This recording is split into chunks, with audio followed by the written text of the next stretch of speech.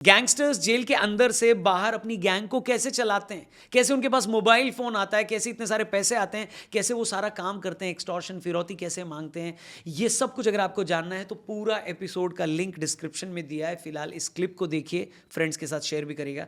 Thank you for watching TRP clips.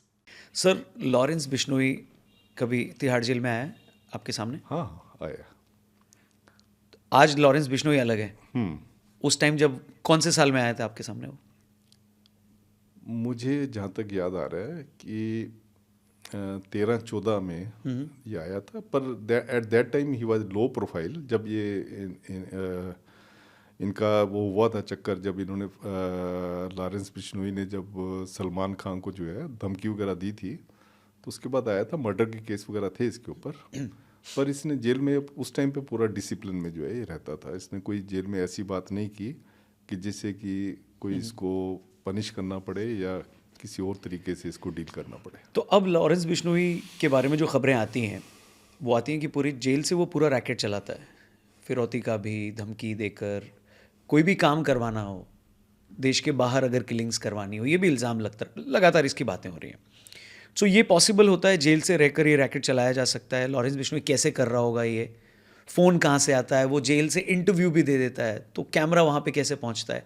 ये बताइए ना सर, कैसे होता है ये? देखिए क्या होता है कि जैसे कोई हाई प्रोफाइल गैंगस्टर होता है, तो सबसे पहले तो ये होते हैं, आप देखेंगे जो आजकल के जो गैंगस्टर हैं ज़्यादातर ये कास्ट बेस्ड है। जितने गैंग बने हुए कास्ट बेस के ऊपर बने हुए। किसी भी गैंग को आप देखेंगे, जैसे बिश्नोई लगाता है तो ये बिश्नोई उसका हो गया, तो उस कास्ट के लोग जो है एक उनका सॉफ्ट कॉर्नर होता है उसके लिए।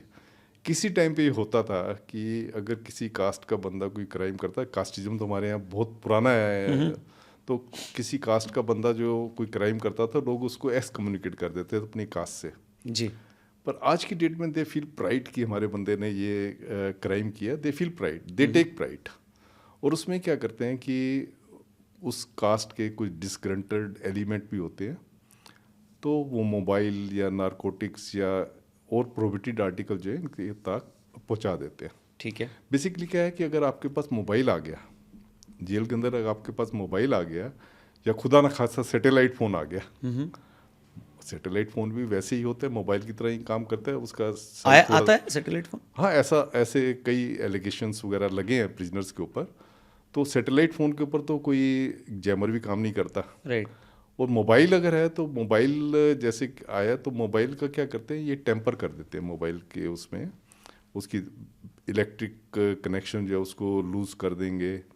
या जो जैमर काम करता है, एक राउंड उसमें घूमता रहता, उसमें काम करता है ये, तो उसमें कुछ एक स्पेस ऐसा बच जाता है, जितने मर्जी आपने जैमर लगाए हो, कुछ एक स्पेस ऐसा होता है हाई सिक्योरिटी वार्ड्स में भी जहाँ पे जैमर इनफेक्टिव होते हैं।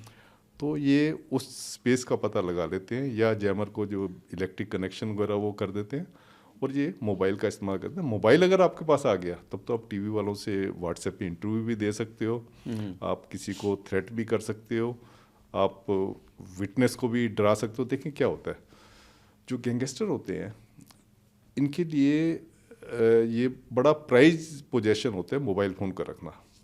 एक बार इनके पास मोबाइल अगर आ गया, मोबाइल आ ही जाता है, मैंने देखा है, जैसे हम छापे मारते हैं 100 मोबाइल फ़ोन जो है पकड़े जाते हैं एक एक जेल से एक।